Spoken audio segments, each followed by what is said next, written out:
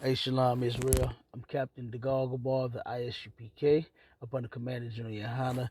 And ever since the last mass shooting, right, that happened down in Jacksonville, Florida, at the Dollar General, there has been news reports, there's been articles, there was even a discussion.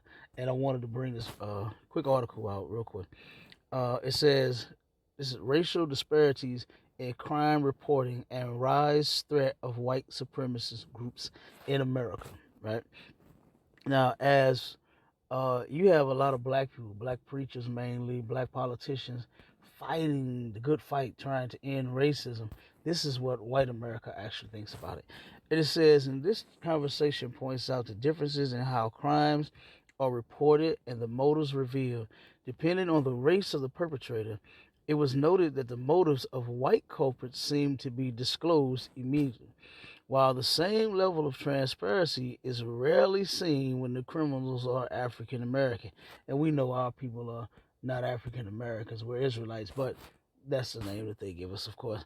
And it says this discussion then turned to the growing threat of white supremacist groups whose violent actions have become more pronounced.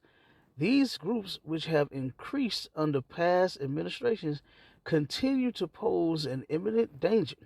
Their hostile acts have resulted in the death of numerous people who oppose their extreme beliefs. Because of the rise in racially charged incidents, especially those gaining traction on social media, a clear message was conveyed, not just to the African American community, but to all readers, the importance of vigilance in light of the potential for escalating violence.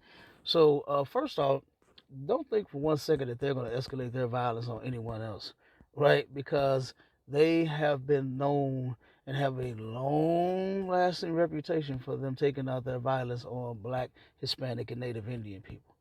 We are the target. You understand? They're not going to target any readers or anyone that just opposes their views. They're not turning around and harming them. They're not putting, their symbols on their guns. This cat had swastikas and the N word and everything else all over this gun, how he hates us and this and that. And he's not doing it to other people, you know. So there's no danger for you all. You understand when it comes to these white supremacist groups.